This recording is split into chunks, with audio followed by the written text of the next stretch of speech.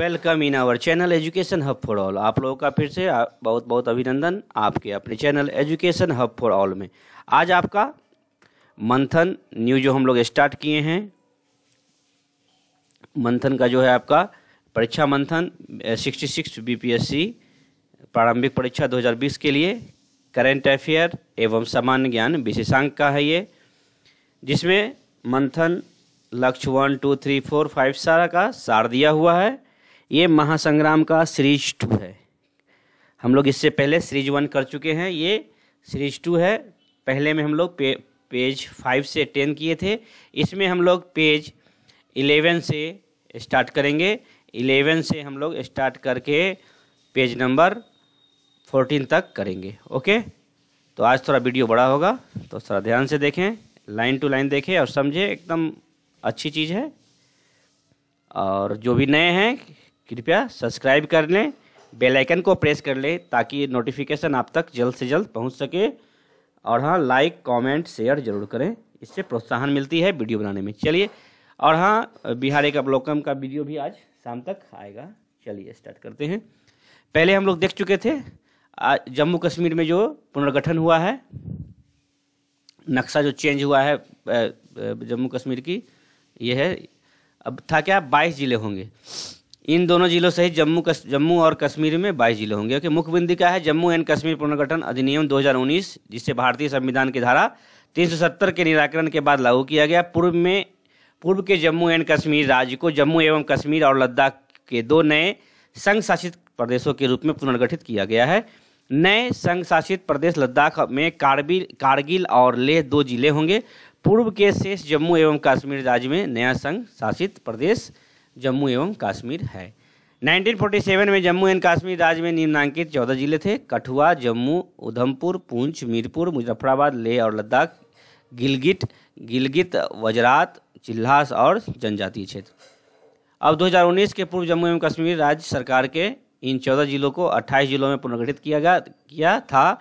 नए जिलों के नाम निम्नवत है: कुपवाड़ा, बांदीपुर, गादेरबल, श्रीनगर, बड़गाम, पुलवामा, शोपिया, कुलगाम, राजौरी, रामबन, डोडा, किश्तवाड़, सांबा और कारगिल। इनमें से कारगिल जिले को लेह और लद्दाख जिलों के क्षेत्र में मिलाकर बनाया गया है। लद्दाख के नए संघ शासित प्रदेश के लेह जिले का गठन कारगिल जिला बनाए जाने के बाद 1947 के लेह और लद्दाख जिले के शेष क्षेत्रों के अतिरिक्त 1947 के गिलगित, वजरात, चिल्हास और जनजातीय क्षेत्रों के जिलों को मिलाने के लिए भारत के राष्ट्रपति द्वारा जारी जम्मू एवं कश्मीर पुनर्गठन कठिनाइयों को दूर करना द्वितीय आदेश 2019 में किया गया। भारत के नए राजनीतिक मानचित्र के अनुसार, जैसा कि मैंने पहले ही बताया था, लेह भारत का सबसे बड़ा जिला बन गया है। अब देखते हैं, आंध्र प्रदेश की 3 राजधानियां अब हो गई है। आंध्र प्रदेश की अब 3 राजधानी, तेलंगाना नहीं, आंध्र प्रदेश की अब 3 राजधानी। जुलाई 2020 में आंध्र प्रदेश के राज्यपाल विश्वभूषण हरिश्चंद्र ने राज्य सरकार के 3 राजधानियां वाली योजना को मंजूरी प्रदान की। ध्यातव्य है कि 27 दिसंबर 2019 को आंध्र प्रदेश मंत्रिमंडल ने राज्य के राजधानी को 3 अलग स्थानों पर स्थानांतरित करने का निर्णय लिया था। ध्यातव्य है कि आंध्र प्रदेश की नई राजधानी के रूप में अमरावती शहर को प्रस्तावित किया गया था और जिसका निर्माण वर्ष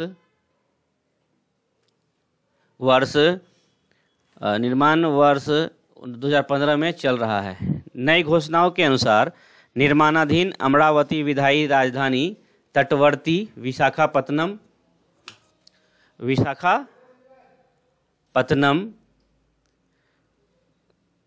कार्यकारी राजधानी होगी और कर्नूल होगी न्यायिक राजधानी। ओके, राजधानी के रूप में स्थापित हो सकती है। यह निर्णय रिटायर्ड IAS GN राव की अध्यक्षता में बनी समिति के सुझावों के आधार पर लिया गया है। अब आते हैं हम NPR, NCR तथा CAA। NPR राष्ट्रीय जनसंख्या रजिस्टर। NPR देश के निवासियों की एक सूची है। सामान्य निवासी उसे माना गया है जो पिछले 6 माह से भारत में कहीं भी एक जगह पर रह रहा है या अगले 6 माह वहां रहने का इरादा रखता हो, अगर कोई विदेशी व्यक्ति देश के किसी हिस्से में 6 महीने से ज़्यादा समय से रह रहा है तो उसका ब्यौरा भी NPR में दर्ज होगा। इसमें गांव, कस्बा, जिला से लेकर राज्य और राष्ट्रीय स्तर पर डाटाबेस तैयार किया जाएगा। नागरिकता कानून 1955 में वर्ष 2003 में संशोधन कर NPR के प्रावधान जोड़े गए। हर लोगों की पहचान व जानकारियों का ब्यौरा इकट्ठा करना इसका उद्देश्य है। अब देखते हैं NCR क्या है? राष्ट्रीय नागरिक रजिस्टर। NCR वह रजिस्टर है जिसमें सभी भारतीय नागरिकों का विवरण शामिल है। इसे 1951 की जनगणना के बाद तैयार किया गया था। रजिस्टर में उस जनगणना के दौरान गणना किए गए सभी व्यक्तियों के विवरण शामिल थे। इसमें केवल उन भारतीयों के नाम को शामिल किया जा रहा है जो कि 25 मार्च 1971 के पहले से असम में रह रहे हैं। इसके बाद राज्य में पहुंचने वालों को बांग्लादेश वापस भेज दिया जाएगा। NRC उन्हीं राज्य में लागू होती है जहां के अंदर अन्य देश के नागरिक भारत में प्रवेश करते हैं। NRC की रिपोर्ट ही बताती है कि कौन भारतीय नागरिक हैं और कौन नहीं, वो NRC बताती है। अब नेक्स्ट पेज में चलते हैं हम लोग। CAA नागरिकता संशोधन कानून। नागरिकता संशोधन कानून CAA के तहत पाक, बांग्लादेश, पाकिस्तान के धार्मिक प्रताड़ना के कारण आए हिंदू, ईसाई, सिख, पारसी, जैन और बौद्ध धर्म के लोगों को नागरिकता दी जाएगी। इस बाबत सरकार का कहना है कि मुस्लिम देशों में प्रताड़ना का शिकार हुए हिंदू, ईसाई, सिख, पारसी, जैन और बौद्ध धर्म के लोगों को नागरिकता देने का वादा भारत ने देश के विभाजन के समय किया था। अब देखते हैं बेलगाम विवाद क्या है। बेलगाम विवाद हाल में कर्नाटक महाराष्ट्र राज्य की सीमा पर स्थित बेलगाम को अधिकार को दोनों राज्यों में तनाव की स्थिति देखी गई है। मैंने कर्नाटक और महाराष्ट्र के बीच दोनों के बीच तनाव की स्थिति देखी गई है। बेलगाम कर्नाटक और महाराष्ट्र की सीमा पर स्थित है जहां मराठी भाषी बहुसंख्यक निवास करते हैं। यह विवाद वर्ष 1956 से शुरू हुआ जब भारत में भाषा के आधार पर राज्यों का गठन किया गया था। विदित हो कि देश के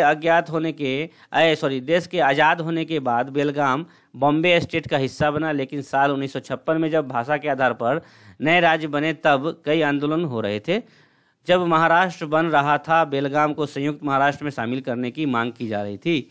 उस समय बॉम्बे पर गुजरात भी हक जता रहा था और प्रधानमंत्री जवाहरलाल नेहरू इसे केंद्र शासित प्रदेश रखने का विचार कर रहे थे। आखिरकार बॉम्बे आज मुंबई को नवनिर्मित महाराष्ट्र राज्य की राजधानी बना दिया गया और बेलगाम समेत निपानी, भालकी, बिदर, कारवार, धारवाड़ और बहुली जैसे मराठी भाषी बहुल प्रांत मैसूर स्टेट, जो 1973 में कर्नाटक बना, में रह गए। तभी से बेलगाम समेत 865 गांव महाराष्ट्र में जाने की लड़ाई लड़ रहे हैं। अब देखते हैं ब्रू शरणार्थी समझौता। 16 जनवरी 2020 को केंद्र सरकार, त्रिपुरा तथा मिजोरम की राज्य सरकारों व ब्रू समुदाय के प्रतिनिधियों के मध्य ब्रू शरणार्थियों से जुड़ा एक चतुर्पक्षीय समझौता हुआ। ब्रू शरणार्थी क्या है? तो 16 जनवरी 2020 को केंद्र सरकार और त्रिपुरा तथा मिजोरम की सरकार व ब्रू समुदाय के प्रतिनिधियों के मध्य शरणार्थियों में एक चतुर्पक्षीय समझौता है। समझौते के अनुसार लगभग 34,000 ब्रू शरणार्थी को त्रिपुरा में ही बसाया जाएगा और उन्हें सीधे सरकारी तंत्र से जोड़कर राशन, यातायात, शिक्षा आदि की सुविधा प्रदान करने में कर उन्हें पुनर्वास में सहायता प्रदान की जाएगी। मुख्य विशेषता क्या है? तो भारत सरकार द्वारा प्रति परिवार को 4 लाख रुपए की एक मुश्त वित्तीय मदद और 5,000 रुपये प्रति माह प्रति परिवार 2 वर्ष के लिए तथा 1.5 लाख रुपया दिया जाएगा। गृह निर्माण के लिए वित्तीय मदद की जाएगी। इसके तहत प्रति परिवार को 2 साल के लिए मुफ्त राशन। ब्रू समुदाय को त्रिपुरा की मतदाता सूची में जनजाति का दर्जा देगा। समझौते के अनुसार जो ब्रू शरणार्थी मिजोरम में बस गए हैं उन्हें त्रिपुरा वापस जाने का विकल्प नहीं दिया जाएगा। अब जो शरणार्थी मिजोरम में हैं, बस गए हैं, उन्हें त्रिपुरा वापस आने का विकल्प नहीं दिया जाएगा। त्रिपुरा में केवल कितना को बसाया जाएगा? तो 34,000 ब्रू शरणार्थी को ही बसाया जाएगा और जो मिजोरम में रह गए हैं वो मिजोरम में ही रहेंगे। अब ओके, अब लिखते हैं लखनऊ डिफेंस एक्सपो।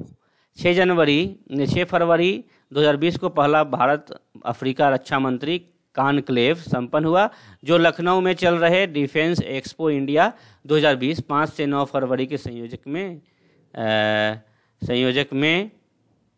में आयोजित किया गया। इसमें भारत 14 अफ्रीकी देशों के रक्षा मंत्रियों सहित 38 अन्य अफ्रीकी देशों के प्रमुख प्रतिनिधि शामिल थे। इन्होंने इस संयुक्त घोषणा पत्र को स्वीकार किया।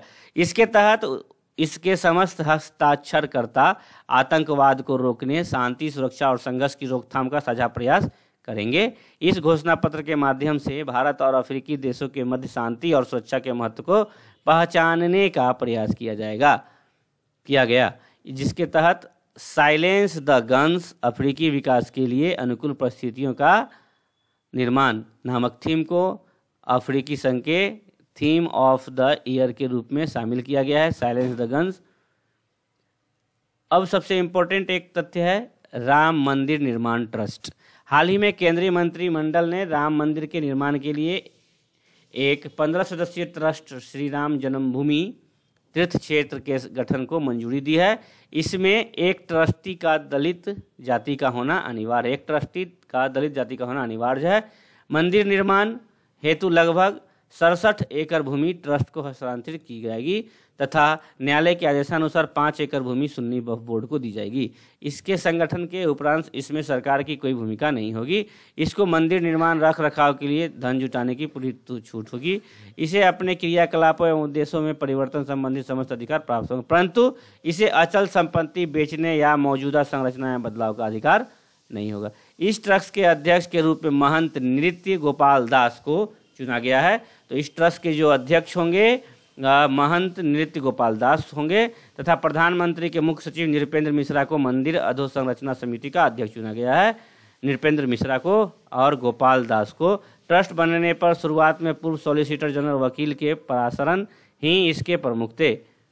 बाद में नृत्य गोपाल दास को प्रमुख बनाया गया।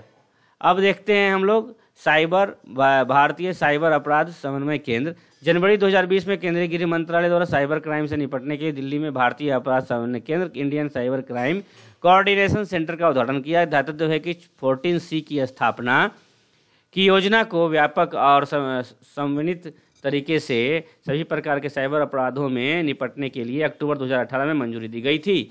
इस योजना को संपूर्ण भारत में लागू किया गया तथा साइबर क्राइम से बेहतर तरीके से निपटने एवं 14C को समन्वित और प्रभावी तरीके से लागू करने हेतु इसके 7 प्रमुख घटक हैं। वर्तमान में 15 राज्यों और केंद्र शासित प्रदेशों में क्षेत्रीय साइबर अपराध समन्वय केंद्र स्थापित करने के लिए अपनी सहमति प्रदान की है 15 राज्यों में।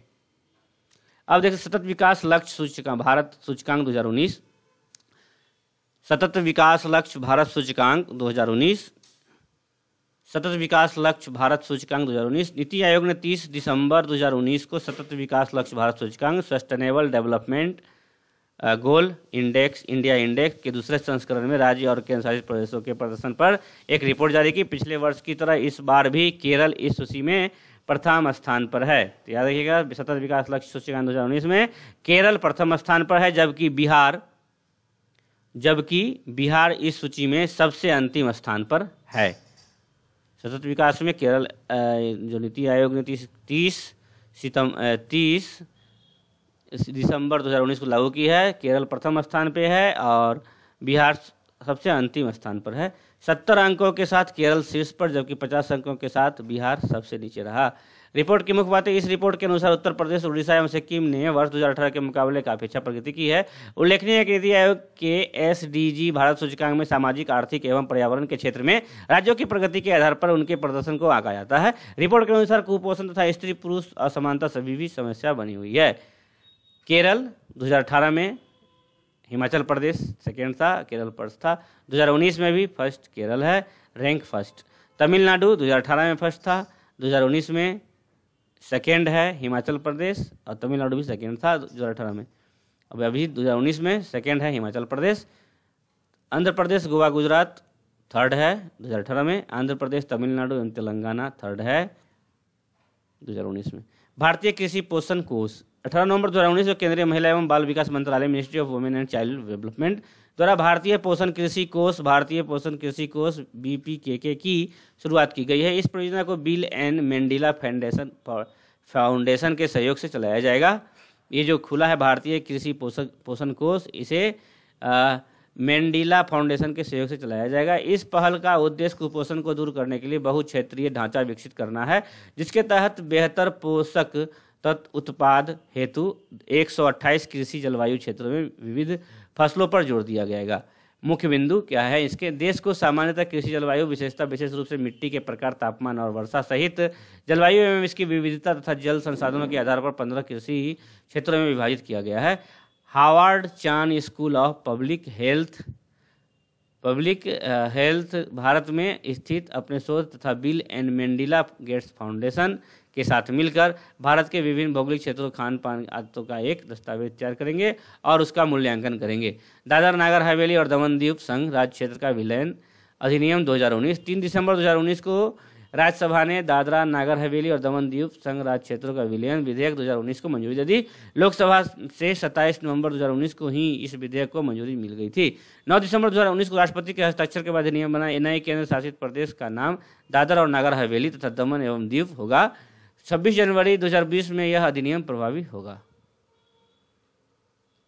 स्वास्थ्य आपातकाल हेल्थ इमरजेंसी। 1 नवंबर 2019 को सुप्रीम कोर्ट के निर्देश पर बने पर्यावरण प्रदूषण प्राधिकरण रोकथाम व नियंत्रण EPCA ने दिल्ली NCR के शहरों में स्वास्थ्य आपातकाल हेल्थ इमरजेंसी की घोषणा कर दी। इसी के साथ दिल्ली, नोएडा, गाजियाबाद, गुरुग्राम और फरीदाबाद में जिलों में 5 नवंबर 2019 तक हर प्रकार के निर्माण कार्य पर रोक लगा दी गई। इस आपातकाल की घोषणा के साथ ही दिल्ली NCR में शीत ऋतु के दौरान आतिशबाजी पर रोक लगी। हॉट मिक्स प्लांट और स्टोर क्रशर भी 5 नवंबर 2019 तक बंद रही। आदेश दिए गई। आपात सेवाओं के अलावा डीजल जनरेटर के इस्तेमाल पर भी पाबंदी लगा दी गई। क्या है health emergency? World health organization WHO की तय परिभाषा के अनुसार जब कोई खास इलाका किसी गंभीर स्वास्थ्य खतरों से जूझ रहा होता है, तब उस शहर, राजधानी, राज्य या देश में हेल्थ इमरजेंसी लागू की जाती है। भारत में टिड्डी दल। दिसंबर 2019 में गुजरात में पाकिस्तान के सीमावर्ती कुछ जिलों में टिड्डियों के समूह ने आक्रमण कर दिया। विदित हो कि मई 2019 में टिड्डियों के दल ने राजस्थान में भी आक्रमण किया था। टिड्डी दल क्या है? मुख्यतः टिड्डी एक प्रकार का बड़े उष्णकटिबंधीय कीड़े हैं। टिड्डी क्या है? उष्णकटिबंधीय कीड़े होते हैं जिनके पास उड़ने की अद्भुत क्षमता होती है। ये व्यवहार बदलने की अपनी क्षमता में अपनी प्रजाति के अन्य कीड़ों से अलग होते हैं और लंबी दूरी तक पलायन करने के लिए बड़े बड़े झुंडों का निर्माण करते हैं। टिड्डियों की प्रजाति रेगिस्तानी टिड्डी को सबसे खतरनाक और विनाशकारी माना जाता है। आमतौर पर जुलाई-अक्टूबर के महीने में इन्हें आसानी से देखा जा सकता है, क्योंकि ये गर्मी और बारिश के मौसम में भी सक्रिय होते हैं। अच्छी बारिश और परिस्थितियां अनुकूल होने की स्थिति में ये तेजी से प्रजनन करती है। उल्लेखनीय है कि मात्र 3 महीनों की अवधि में इनकी संख्या 20 गुना तक बढ़ जाता है। 3 महीना में यह 20 गुना तक बढ़ जाता है। भारत में टिड्डियों की प्रजाति। भारत में टिड्डियों की निम्नलिखित 4 प्रजाति पाई जाती है। रेगिस्तानी टिड्डी, प्रवासी टिड्डी और बॉम्बे टिड्डी और ट्री टिड्डी। टिड्डी चेतावनी संगठन का जो मुख्यालय है, टिड्डी चेतावनी संगठन का मुख्यालय फरीदाबाद में स्थित है। ओके, फरीदाबाद में कोविड महामारी एवं प्रवासन। मार्च 2020 में कोविड वैश्विक महामारी के कारण लगाए गए लॉकडाउन के बाद भारत, अब इसको हम लोग नेक्स्ट वीडियो में देखेंगे। तो आपको वीडियो कैसा लगा कमेंट करें, शेयर करें, लाइक करें और हाँ, सब्सक्राइब जरूर कर ले। जो नए हैं कृपया सब्सक्राइब कर लें ताकि नोटिफिकेशन आप तक जल्द से जल्द पहुँच सके, और बेल आइकन को प्रेस कर दें और लाइक, शेयर, कमेंट जरूर करें। और यह वीडियो मेरे बनाने का पर्पस यही है कि वैसे लोग जो सुदूर क्षेत्र में रहते हैं, जिनके पास परीक्षा तैयारी करने की सामग्री उपलब्ध नहीं हो पाती, उनके लिए मेरी एक छोटी सी कोशिश है। चलिए, बाय बाय, टेक केयर, ध्यान से पढ़ें और परीक्षा नज़दीक है, एग्जामिनेशन की तैयारी अच्छे से करें। Bye bye, take care.